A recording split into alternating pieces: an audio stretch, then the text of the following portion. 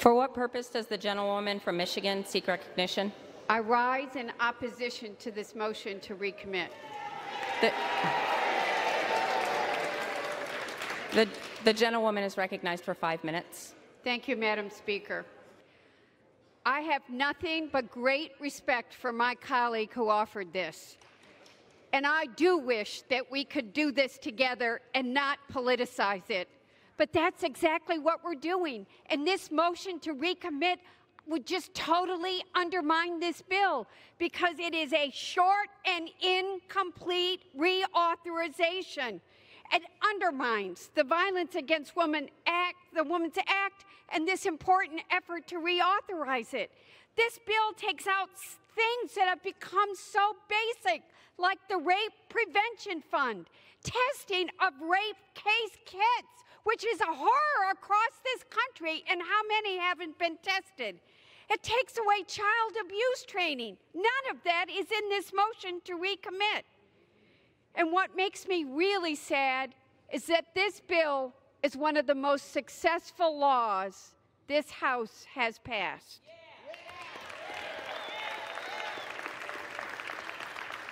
In the 25 years since it was enacted, violence against women by a spouse or an intimate partner has dropped by 65%. We need to build on that progress.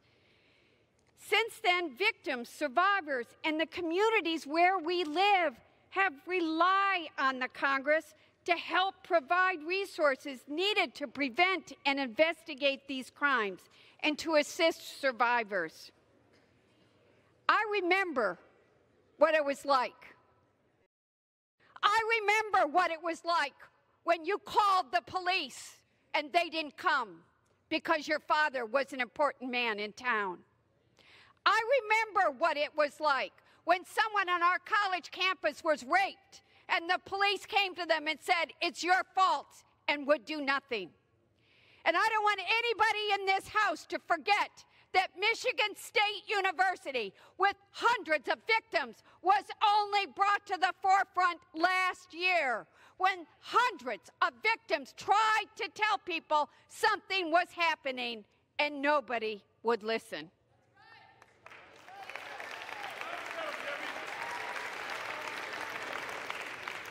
We cannot go back to those days.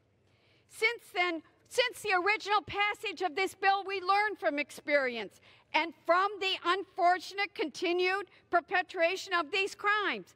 This House together, on a bipartisan basis, reauthorized VAWA in 2000, 2005, and 2013. This bill builds on our progress and success. We must not only reauthorize it, but make its programs even more effective and help survivors of sexual assault, domestic violence, and other forms of harm with issues that they face. Women are staying in these situations because they need to go to the doctor and they can't afford health care, they can't find a place to live, they don't have economic security. These are among the issues that this bill is trying to address. This motion to recommit would kill the bill, and it leaves victims vulnerable.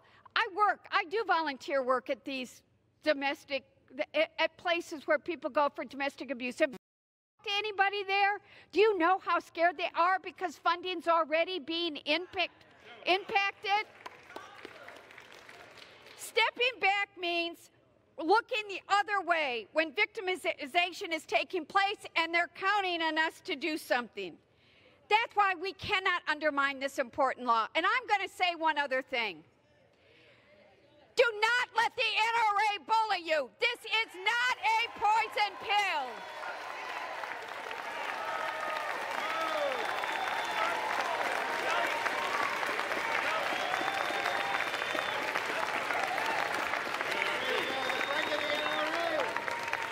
Provision in this bill, don't forget who I was married to. John Dingell was on the NRA board. Hell, he helped start it.